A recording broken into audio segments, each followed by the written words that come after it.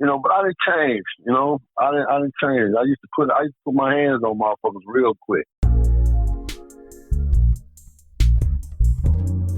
I am Hayzel Green, an inquisitive, unapologetic, voluptuous introvert who blooms and blossoms behind closed doors. This is my podcast, a platform where I will discuss my writings and where I will bring to light conversations with my good girlfriends, sisters, brothers, and homeboys about love, life, music, and most importantly, sex. So leave your judgment at the door and welcome to Hanging Out with Hayzel. It's Hayzel, baby.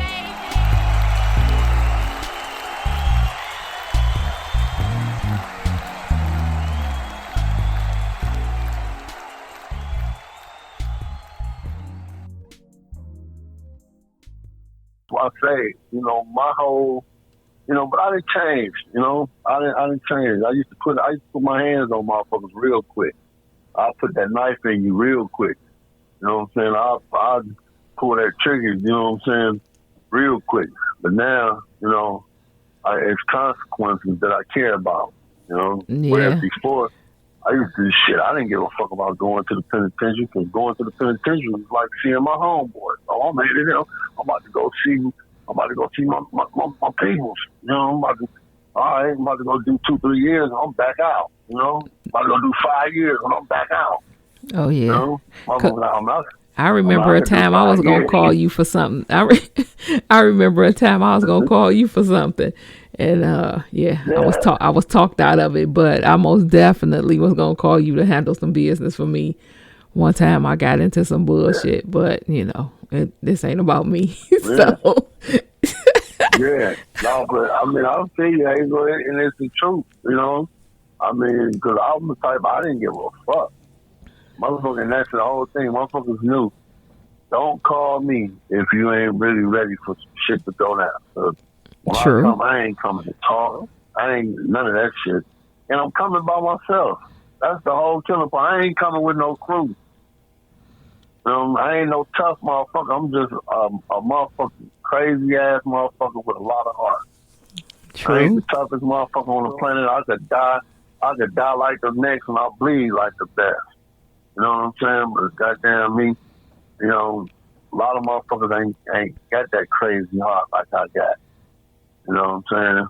And I knew that. Most motherfuckers fear death. I didn't even fear death. Well, that's something that's something that you are brought up with in Islam, is not to fear death. Exactly. So it was a curse and a blessing all at the same time. Wow. Being a Muslim was a curse and a blessing all at the same time. And then I can even go deeper, you know what I'm saying? Because you got a lot of, and even in the Muslim community, I was the black sheep. I might have been the you know what I'm saying, had high status because I knew a lot of Quran and been overseas and, you know what I'm saying, and this, that, and the other. But even then, you know what I'm saying, even in Islam, because I didn't take the bullshit. You had the Muslims who was hiding. I call them niggas and sunnah. Oh, you know what I'm saying? Oh, wow. We can get even deep on that. You got niggas and sunnah. These niggas run around here. They marrying 2-3 women, and then they playing like, oh, okay, the prophet said we shouldn't live, we shouldn't do. No, motherfucker, just say you a broke ass motherfucker and you trying to put her on welfare and want her to live on welfare while you sit up. You better say that. You better say that. You know what I'm saying?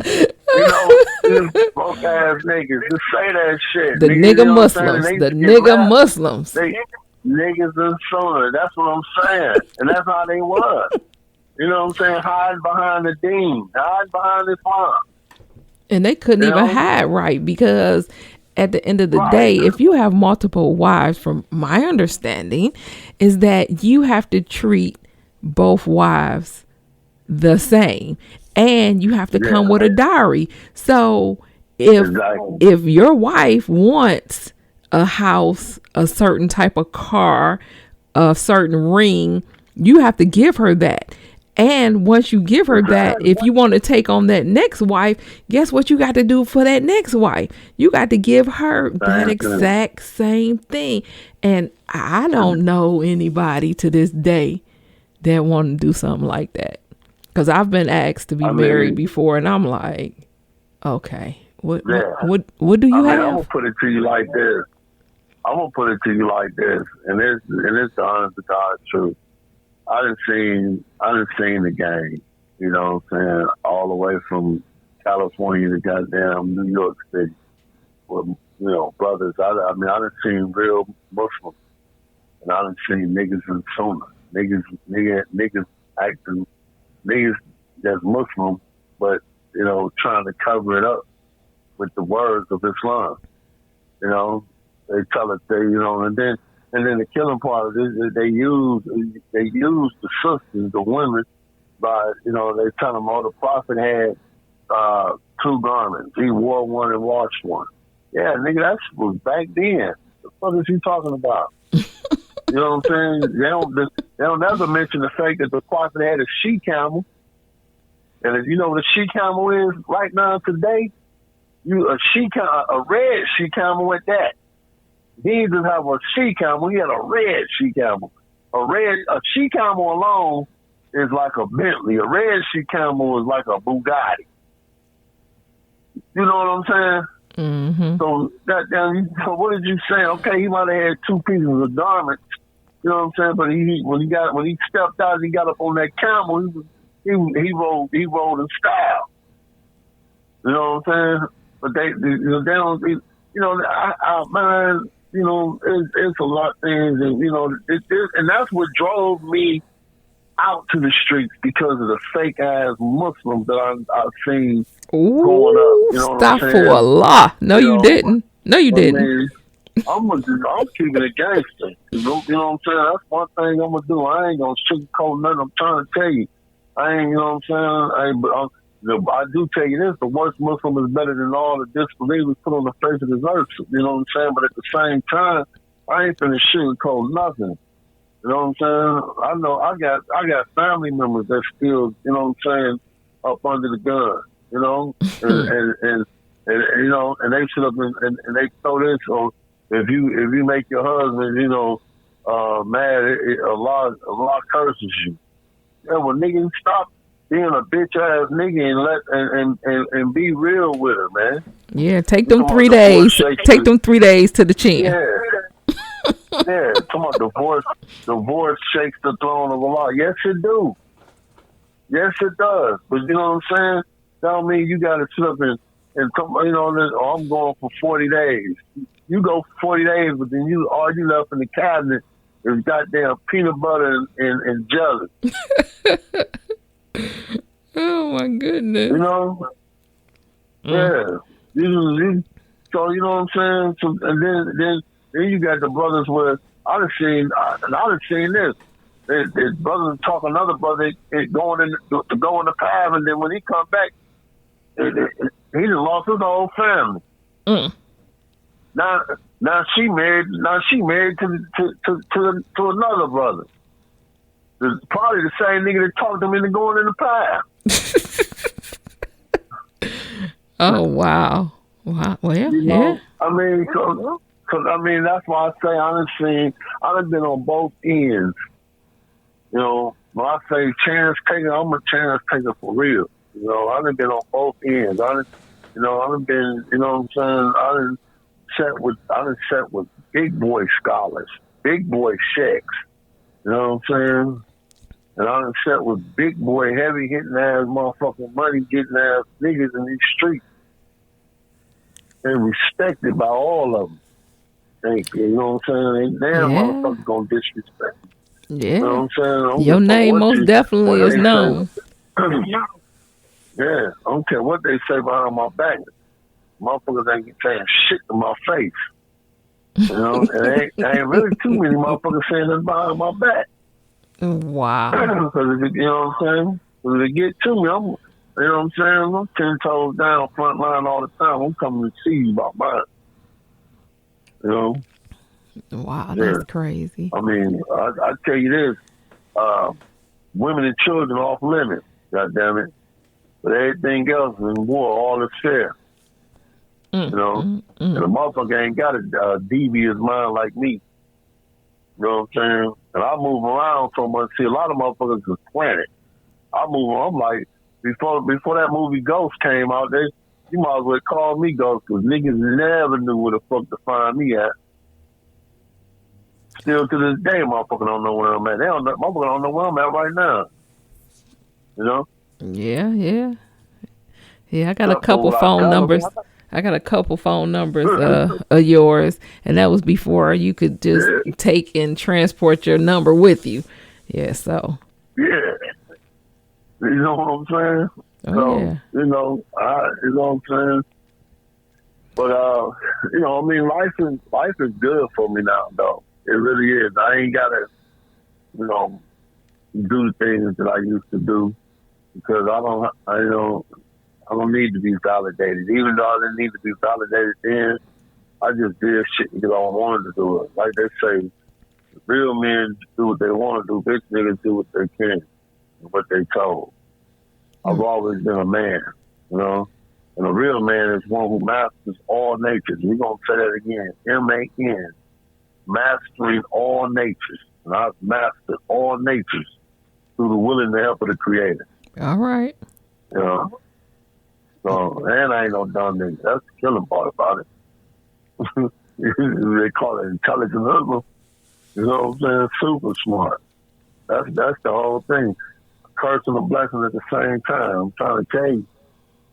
You briefly spoke on it, your days as a PIMP. How did you get into that? Most men that I know, they want it for themselves. They ain't trying to give it up. My thing is this, like I said, all my life, ain't a woman on the face of this earth I couldn't get in between. You know, I had more hoes than an apartment store had clothes. You know, I'm just keep it 100. I mean, back in the day, it was like, you know, I mean, it wasn't I got on it. It just landed in my lap.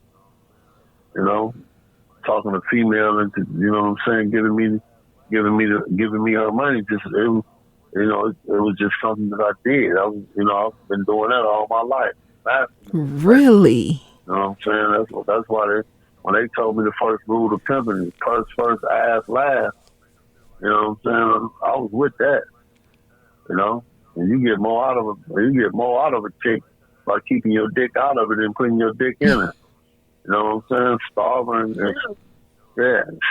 out. Give her that dick one good time and then starve her ass out. Make her feel like she ain't worthy. You break a bitch down. You know what I'm saying? That's the main thing.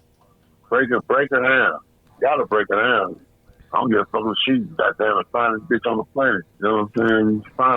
You find a flaw and you talk about her flaw and make her feel insecure. First thing is, like I say, gotta take her away from her surroundings. Where and get her gotta take her away from her surroundings. You gotta isolate her, huh? Get her, you know what I'm saying, to the point where she can't rely on nobody but you. You know, make her feel. First, you make her.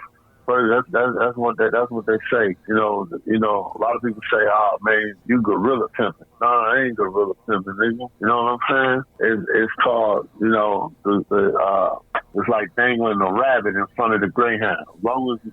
As long as you know what I'm saying, as long as the motherfuckers think that they got hope, they gonna forever chase the, you know what I'm saying? That greyhound, he always chasing that. In the races, they dangle that rabbit in front of that greyhound. That damn greyhound take off running.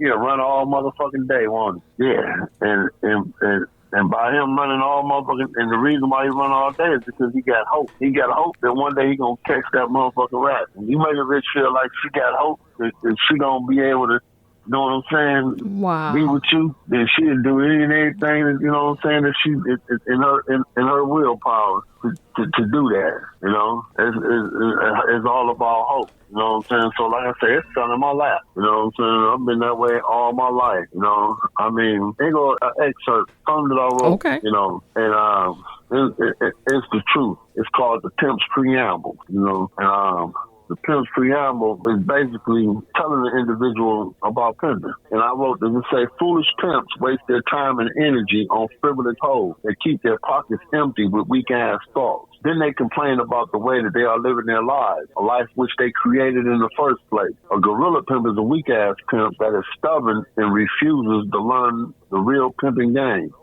They control by force. Real pimping is mind over matter, for strength is the firm basis on which pimping is built upon. No real pimp can be confronted with the difficulties of a confused hoe, at which he has not the power to meet head on and overcome. There are lessons to be learned by every hoe in order to become a successful hoe. The first lesson is that she must discipline herself to control her speech and speak only when spoken to, unless she is speaking about money. Then she must be let it be born in the mind that laziness is a disease that can only be cured by clearly having an understanding that procrastination leads to laziness. A hoe must keep a firm, fixed, determined mind to do whatever it takes to make and keep her pimp happy. The first step to doing this is to have dignity about herself. Be proud to be a hoe and be the best hoe that she can be. And realize that being a hoe is not a bad thing at all. Pleasing a man outside of her pimp is the worst thing to do when it comes to doing it for free. Every hoe needs to know that the best things in life does not come free, and that a dishonest hoe is a trifling hoe, which is a nasty hoe that won't last in the whole game. Damn. As for every pimp that lives life off of his dick and emotions by thinking with the head in between his legs instead of the head on his shoulders, he will eventually become a tender dick, emotional, non-pimping ass simp. So once again, I'm going to say to all the real pimps, keep a thick dick and stay in motion with an emotionless heart. See, most niggas, they put their heart in. You see what I'm saying? Damn. Most motherfuckers put their heart into it. That's I'm the problem. speechless. You know what I'm saying? Oh, I love you, baby. This, that, and other. You know what I'm saying? And don't know that this same chick you talking about you love, she'll fuck your brother just to see the look on your face. You know what I'm saying? Shit, you know, I mean, it's just, it is what it is. You know what I'm saying? You can't, you know what I'm saying? You can't sugarcoat that shit. Like I tell the motherfuckers be like, I used to be, when I was in jail, motherfuckers be like, oh, they be crying and shit. Oh, look, my girl, she cheated on me. Nigga, how she cheat on you and you in jail, nigga? What part of that I don't understand. And at the end of the day, I'm gonna tell you this. Check this out. This niggas used to get mad at me so bad. I say, man, for motherfuckers fuck your girl from the day you went to jail to the day you get out, you knock on the front door and a nigga run up out the back door. I say, when you come through the door, guess what? And they say, what? I say, she still got enough pussy left, nigga. She can't never run out of pussy. Oh, shit. What? Oh my God. I can't deal. You know, once you can get over the fact that, you know what I'm saying, you know, what you want is you want her mind and her heart. Once you get that mind and that heart, that body don't follow. You know, hey, I married my bottom chick. You know what I'm saying? I ain't even gonna lie. We was way in Texas. You know, way in Texas, and she's selling pussy out of both pants legs. Goddamn it! Because I'm gonna tell you this, motherfuckers don't stop eating chicken and watermelon before they stop peeling back that motherfucking money for that goddamn pussy and crack. You know what I'm saying? And I'm gonna say it again, motherfuckers. But it's the truth. I'm trying not to laugh over here. Motherfuckers, they'll stop eating chicken and watermelon before they stop peeling back that motherfucking money for that slit and that crack. You know what I'm saying? And I ain't talking about the crack on the goddamn skin. I'm talking about the crack in between them legs. You know? I mean, that's the oldest profession in the world. You know what I'm saying? Jesus made a hoe. What was her name? Mary Magdalene. Wow. Yeah, man, Jesus got that. I'm just keeping it real. They want you to all the time. You didn't say that. You didn't say that. He can marry a hoe. Oh, you did not say that.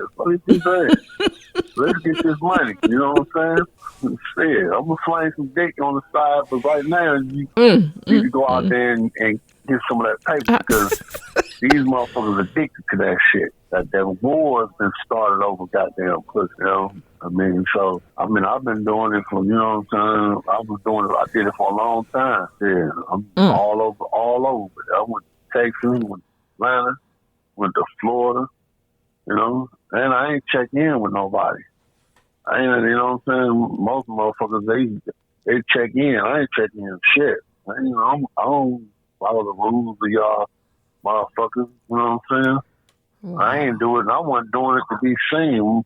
Like motherfuckers be all on TV and like the players ball and all that shit. Nigga, I wasn't doing it for that. I was doing it for the money for real.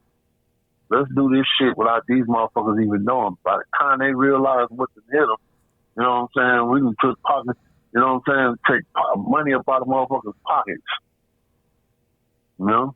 So it was all about the money. It was all about the money with me. I mean, one time, motherfucker, I was in goddamn Texas, and motherfucker, this when I had to really start respecting the pimp game.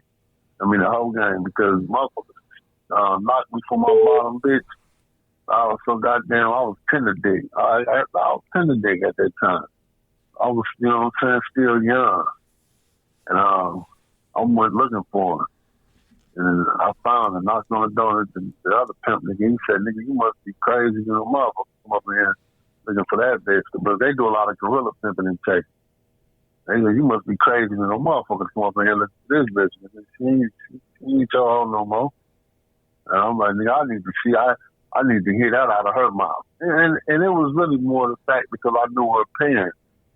You know what I'm saying? And the reason why I was all the way in Texas at that time was because I had just shot the mod shit up from a motherfucker trying to beat me up, an older motherfucker trying to... What? Yeah.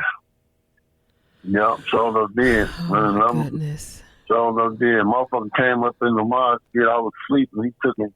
He painted the walls with my ass. Threw me up. Oh, a grown-ass man. Threw me up against every motherfucking wall in the goddamn building. I said, okay, I know what to do. I went and grabbed my motherfucking gun, came back, and he ran up. I seen him outside. I started unloading. He ran up in there, and I'm steady shooting. And, you know, and then, you know what I'm saying, I take that up. May Allah forgive me. I off my two caught for forgiveness, but at that time, I was trying to kill that nigga. So I jumped on the goddamn Greyhound and went to Texas. Took my best friend with me. She was a friend at that time. When we get down there, I couldn't be seen. You know what I'm saying? I got a gun, and you know what I'm saying? I mean, shit. Police looking for me. You know what I'm saying? Well, I didn't sell some pussy. You know, shit. That's how I ate. Motherfucker knocked her and took her away from me. You know what I'm saying? So I ended up figuring out who that nigga's bottom bitch was, and I took his hoe. You know? Wow. I always been a verbal gymnastic. And the killer part about it, I did. Yeah, the killer part about it, I did one of the Pimpin' Ken moves on his ass. Took and put a banana peeler inside a newspaper and knocked on the door and handed the nigga the newspaper. And he was like, "What's this for?" I'm like, "Man, you ain't read the news?" And he said, "No." I'm like, "Open it up." Open it up and the banana peeler in there. He's like, "What the fuck is this?" I said, "Nigga, I'll peel you for your bitch, nigga." That exchange ain't no robbery. What in the world? You got issues. You got issues. Where you get that shit from? A banana peel in the newspaper. You ain't read the news. I done peeled you for your hoe. Okay. Yeah, nigga. I don't even know. Right. I don't even know. You know what I'm saying? That's what I'm saying. You know, there's a lot. Hey, there's a lot of shit you don't know about the, you know. I see. You know, I mean. I see. You know, I thought I was prepared, but no, not hardly. Yeah. Shit. Yeah, a lot of shit, you know, but, you know, and you know what I'm saying? But that's how I survived, though. When I say I lived this life, I lived that life. You know what I'm saying? Motherfucker say he a 5-star general. Goddamn it, I'm a 5-star general in the streets. And I'm the type of motherfucker. I would go to a city and I'll go to the bar and ask a motherfucker, man, what's the worst part of this city? And they be like, they tell me. They're like, yeah, stay away from there. And that's the motherfucking part of the town I wanted to go to. Why? Because I knew it was sex, money, and drugs over there. You know what I'm saying? So what's that part of town in Cleveland? Well, at that time, you know, Cleveland got different.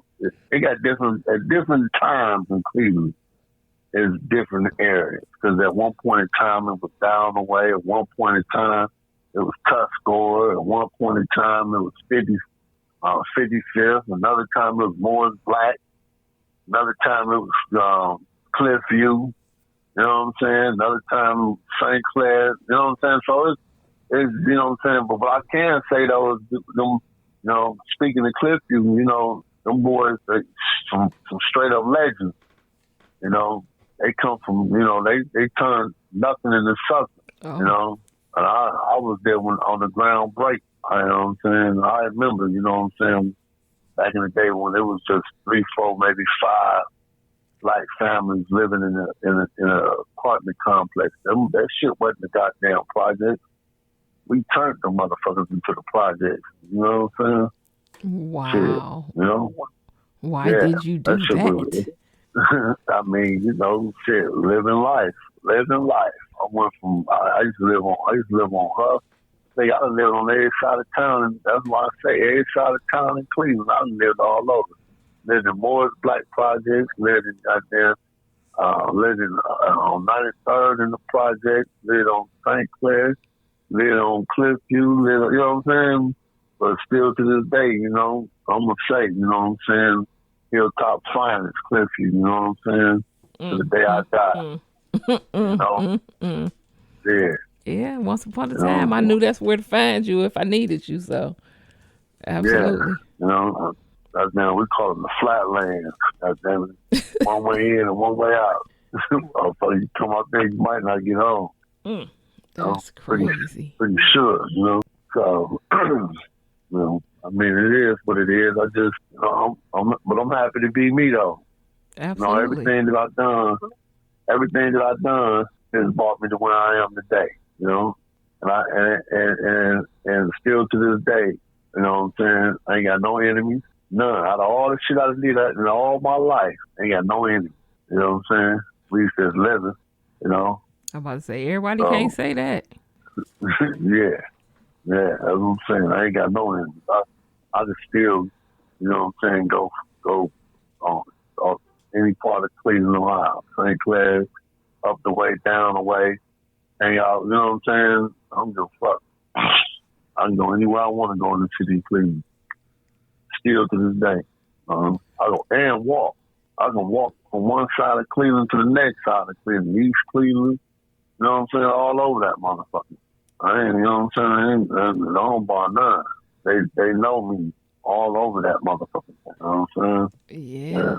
So look, I ain't got, you know. Now, you've done a lot of things that a lot of people probably would never get to do in their lifetime.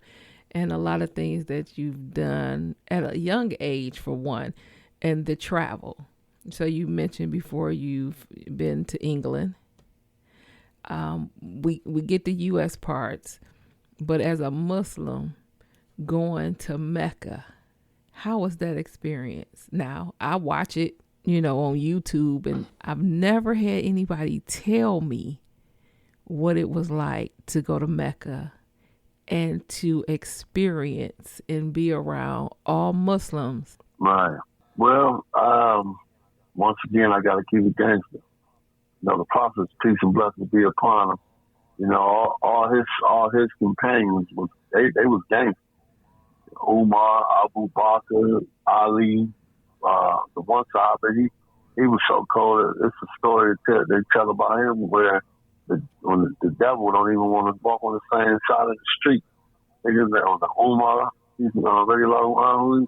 He's the one who had the double-edged sword. The devil seen him, he crossed the street. That's how bad he was. I mean, they was gangsters. You know what I'm saying? They was Muslims. They was gangsters back then. It was a project that they was living in. And it's same way when you go over there, Saudi Arabia, and you go to Mecca, you know what I'm saying? That's why you go over there. You got to go over there as a tourist to hide and get up out of there because they got some of the biggest thieves and some of the biggest killers, and you know what I'm saying? Yeah, everything it goes down overseas. You know what I'm saying? Big time. But when you go off of Hajj, you know, and you're offering Hajj, you try not to be a part of the, you know, the worldly life. You know, when you going over there and you sitting down and you eating and you seeing all these Muslims from all over the world, black, white, you know what I'm saying, Asian, you know, just from all nationalities, you know. But at the same time, when you get over there, they tell you keep your money close. It's some of the best pickpockets over there, some of the best thieves. You know what I'm saying? You rub up against you, come out, assalamu alaikum, and they took your whole, they took your passport, your money, and everything. You like, damn, that nigga said assalamu alaikum. Yeah, nigga, every Muslim ain't a Muslim. Because the word Muslim, see, this is where everybody failed to realize everybody Muslim. And let's get this clear. The word Muslim is just an Arabic word for one who submits to the Creator. I don't give a fuck if you a goddamn Christian, you still Muslim. You know why? Because you submit. You submit to nature. You piss, you shit, you eat, you sleep.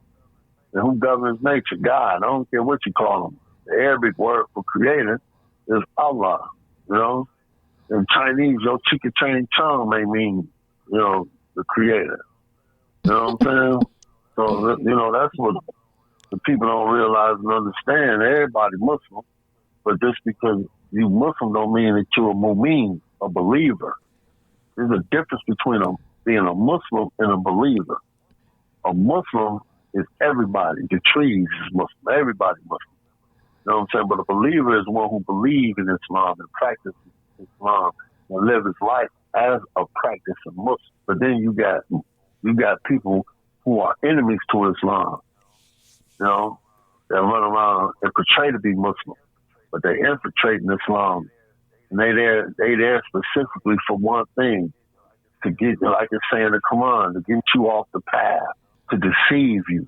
That's why they say that the Prophet, it's a way that you say Assalamu alaikum, you know, and then you can say Assalamu alaikum, and that means death.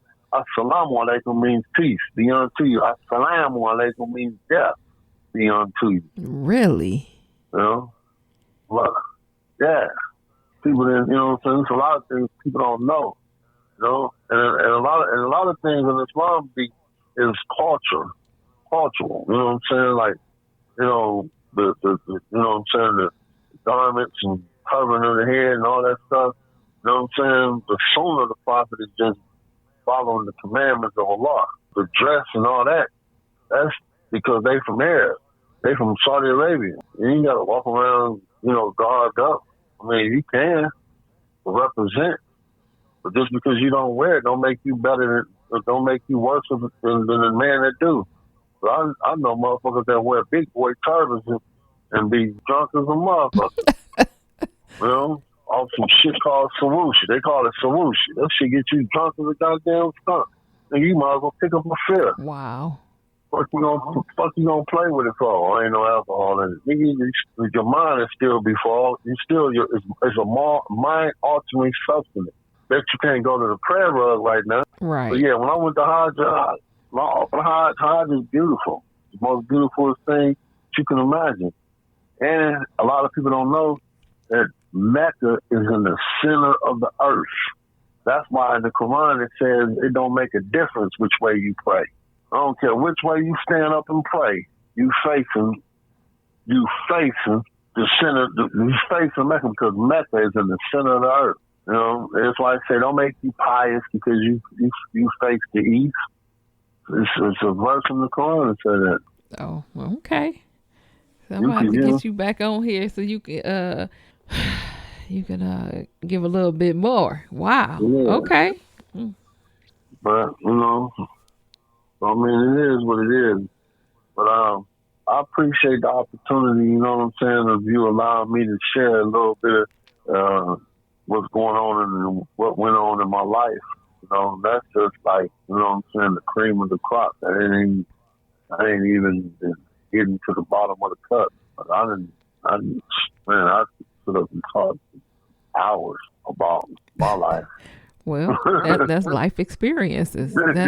That's life. I mean, You've experienced a lot, and you know what I'm saying, and you know, and you're here to tell it. So that's always a blessing in itself. Yes, it is. It's true indeed. You know, I'm still, you know, so, and that's why right now I do the things that I do. That's why right now who I am, as in being, you know, anti-drug and alcohol advocate. That I did what I did. I'm a real right. recovery warrior. I mean, I'm a real recovery warrior. You know? So every day I go to sleep, and I didn't drink or drug or sell a drug or pimp a hoe. You know what I'm saying?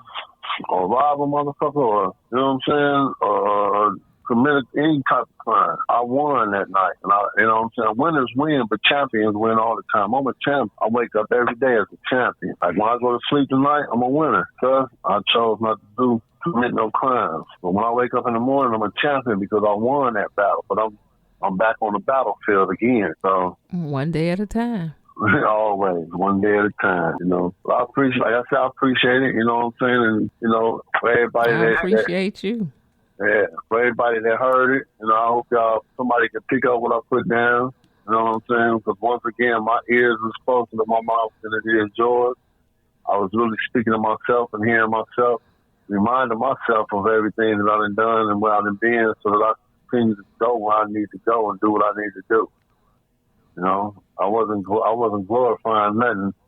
You know, so let's get that understood. I wasn't glorifying nothing. I was telling the story of what really was and how the shit really went down. You know, with that said, love and respect. Peace. Peace. Well, we have come to the end of this week's episode. I want to first thank you for listening to the insanity that crosses our minds. To those who partake and entertain in my conversations, without you, there will be no hanging out with Hayzel. To Platinum Way Ray and Mac of the Tracks, we're looking out for my dope beat. And last but not least, shout out to my other half for making this possible. Because at the end of the day, she is I and I am her. If you thought this show was interesting, be sure to tune in to next week's episode and tell a friend. Support the movement. All things Hayzel Green. Find my books on Amazon.com. Follow, listen, and like at HayzelGreen.com. Hayzel Green on Facebook and Hayzel Green 216 on IG. 2 fingers. And I'm out. Hey.